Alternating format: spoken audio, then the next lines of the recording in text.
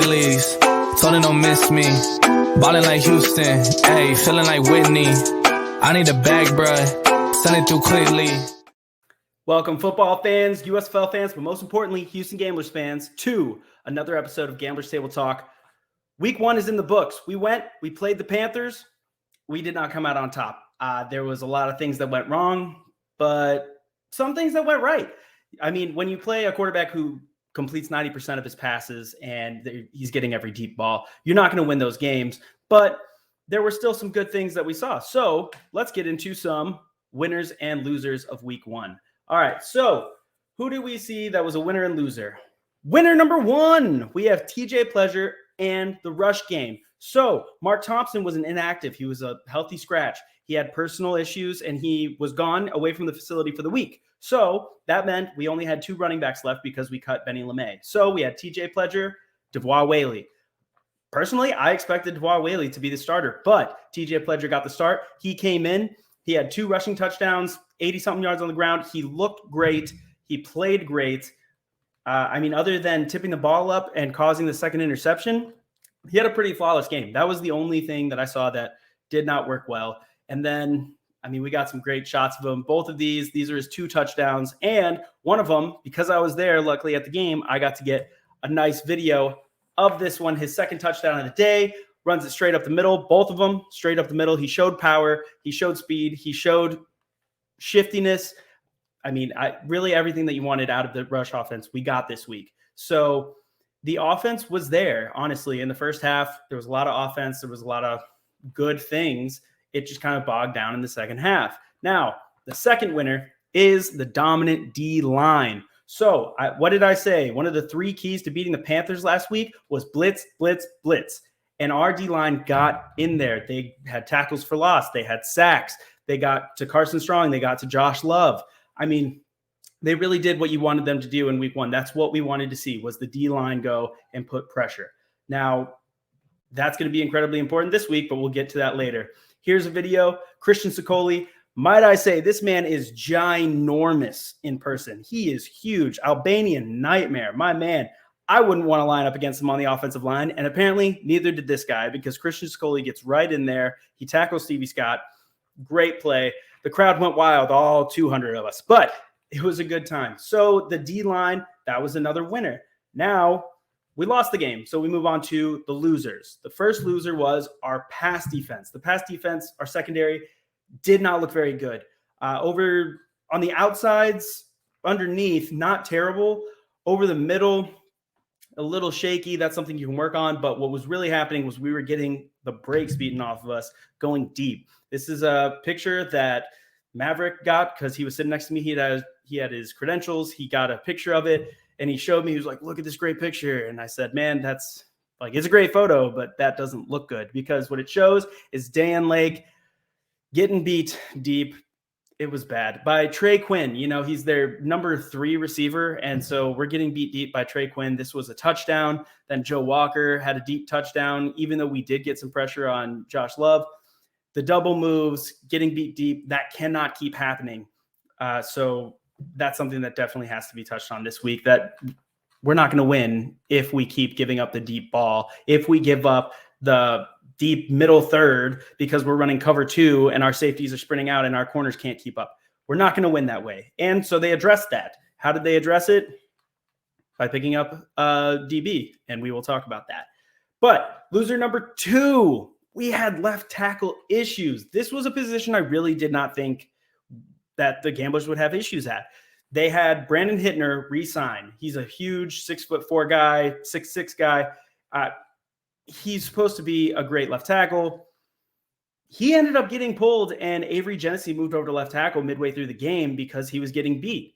And then that did not go super well either, as you can see here. Breland Speaks got Defensive Player of the Week. He deserved Player of the Week, 57 right here, Breland Speaks. He just ate up the left tackle all day. That fumble right there basically sealed the game for the Gamblers. There's not much you can do about that. Once you give up the ball and you have turnovers, that sealed the game. We could have come back if this drive had been successful, but we could not contain Breland Speaks in the second half. It's not going to work. He had 7 tackles, 3 sacks, 1 forced fumble. It's just the offensive line has to be more cohesive. I believe that Coach Andy Townsend will get them in line. They just got to figure that out. It's also worth noting that it was week 1. We did not know that Breland Speaks was going to be, Chris Odom for the Panthers coming out in week 1. If there was tape on him, if we'd seen that he was going to be getting in there, he was going to break through blocks all the time, I'm sure there would be more double teams. There would have been more scheming to the left side to hold him, to get him, at least some chip blocks on him, all that stuff. So these are things that definitely we will see fixed. And if we had better scouting, obviously week 1, nobody really had good scouting on each other. They had a new defensive coordinator. We had a new offensive coordinator. This is just how the cards fell. But USFL news, talk to me. The Houston Gamblers have released safety Stephon Diggs and defensive back Trey Hoskins. Now, this one hurt. Stephon, he's a friend of the show. I had him on. He's a fantastic guy. He'd had a hamstring injury. And what I can only assume is that his hamstring was not healing as fast as they wanted. And after that game with the defensive backs, with the play, they needed something. They needed to bring a new body, and they needed to have fresh legs so that they can rotate, so that they can disguise coverage, so they can put a nickel and a dime package in more often. So I understand that with a league with only 50 roster spots, 10 games in the season, if you get hurt, it's kind of one and done. And that's unfortunate. We wish the best for Stephon and Trey. Man, I was a little bit surprised about Trey. I did not know that they were going to drop Trey Hoskins. He was on the inactive roster for the game, but it made more sense once we found out what happened. Isaiah Zuber. Isaiah Zuber was the red zone target last year. He was the gleaming light for Clayton Thorson. The only reason that he looked pretty decent most of the time was because he would throw it up to Isaiah Zuber, and Isaiah Zuber would bring it down in the end zone. He has been on the Las Vegas Raiders. He went and he played in a preseason game. He had a touchdown reception and an interception. He's an absolute beast. The fact that he's back on the team is so good for the Gamblers. Cannot wait to see him with the G on his helmet again. And then they dropped Stephon Claiborne. They picked up Elijah Jones, Oregon State. Elijah Jones is good. He's 6'2", 205 pounds. He was in the Seahawks training camp. Then he was in the XFL for a little bit on the Brahmas. Now he's over here. He is what we need, players like that. We need tall, speedy defensive backs to be able to cover the Joe Walkers, to be able to cover the Jay Adams. We have to be able to cover down the middle. And then transfer to the injured reserve list, Ike Onwuasanya. It's unfortunate. He's a great guy, good dude. And I'm not totally sure what the injury was. I didn't see him get hurt during the game too bad. He was able to walk off the field of his own volition. So we really, really, really hope that this is just a week or two injury and he'll be back. But huge news. Everybody was very worried. Boom. About Mark Thompson. He was a healthy scratch. He was inactive for the game. Huge blow to the Gamblers offense. From what I've heard, he is back this week. He actually reported yesterday he should be active for this week's game against the New Orleans Breakers. That is a whole nother depth to the offense that we absolutely needed. TJ Pledger played a great game, but you have to admit that they would respect the running game more, even if they were able to start stuffing it, if Mark Thompson had been in. So this is a huge thing. This is great. Mark being back and Isaiah Zuber. Maybe Isaiah doesn't play this week because he just showed back up. It's a new offensive coordinator. It's not Kevin Sullivan's offense anymore. He's still that good that I might just put him in.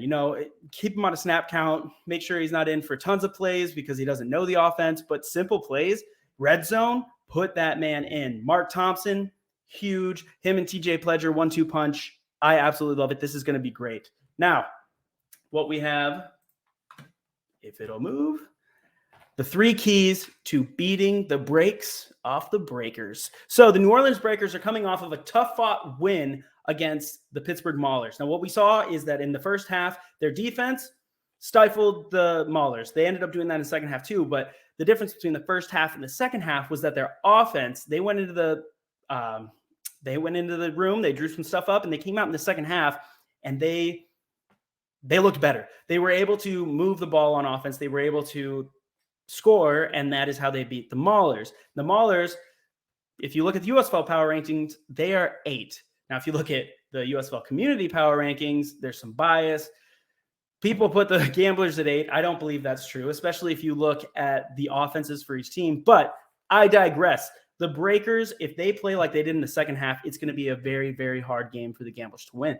But the 3 keys. First key, something that the Maulers definitely capitalized on, was pressure the statue that is MBT. So I got this sweet statue here. It's got the beard just like McLeod Bethel Thompson, and it's got the USFL ball. MBT threw the ball 43 times against the Maulers. He was sacked 4 times in the first half because he is not mobile. He showed a little bit of mobility. He ran the ball 2 times for 18 yards, but we can sack him. If you can get pressure on him, you can disrupt him, because as we saw last week against the Panthers, if you give the quarterback time against our secondary, if you're letting, you just happen to have a cover 2 and they're running up the seam, our corners are a bit of a liability. So we have to be able to get to MBT, or else Johnny Dixon, Jay Adams, out of the backfield, Anthony Jones, these are going to be problems, and they can really eat up yardage against us. MBT had 303 yards. Now, he did throw the ball twice as much as everybody else, but that's still 303 yards. We cannot give up 303 yards. So we have to get pressure on the man. He's just standing in the pocket. We can get to him. Now, key 2, protect the deep ball. Like I said, they need to start disguising coverages. They need to play off a little bit. Let the linebackers cover the flats. Keep the corners back. Don't let the deep ball beat you. In this league, it's a war of attrition. There's 50 guys on each team. If you can wear them down, you can stop them in the red zone. Bend, don't break. But if we're giving up the deep passes, if we gave up 2 deep passes for touchdowns in week 1, we cannot win that way. So hopefully, I don't expect that we will see Elijah Jones this week, because we just got him. But to have someone like that, another 6'2" defensive back, we need that. We need something.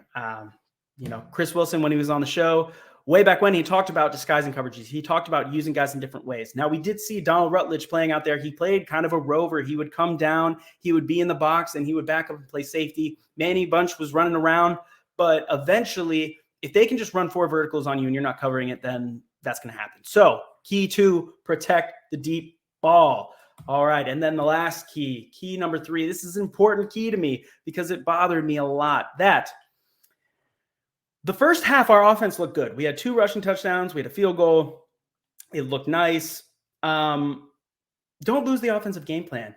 We brought in Terry Wilson. He ran the ball. Kenji had QB options where he was running the ball, QB draws. We were throwing screens out in the flat to Anthony Ratliff-Williams. In the second half, it really seemed like we got away from that. Like the offense just lost everything that it was doing, and they honed it in because we could not protect the quarterback. And suddenly it just became, we're rushing the ball up the middle with TJ Pledger. And then in the last drive where it was our only shot, we tried to back up and they knew we weren't going to run. So we had backed ourselves up into a corner. We really, really, really need to stick to the game plan, need to keep doing different things. Terry Wilson coming in, they're afraid of him running. What if he throws the ball? Kenji doing running back options, doing these things. Having Mark Thompson, having Isaiah Zuber, the offense should have multiple different dimensions, depths, and they have to stick to that to be able to beat the Breakers. The Breakers defense is no joke. I think the Panthers may be a little bit better, but still, we cannot stall in the second half. It felt a lot like last season. We went into the half, we were controlling the game, we were in the lead, and then we gave it up, and there goes the whole thing. So we just need to stick with the plan, keep doing the creative things, keep disguising coverages on defense, keep disguising things on offense. They don't know what we're going to do. That is how we are going to win this game. So, I've been talking a lot, but we can win week 2 against the Breakers. I think if we go out there, we handle our business, we move up the power rankings, especially within the community.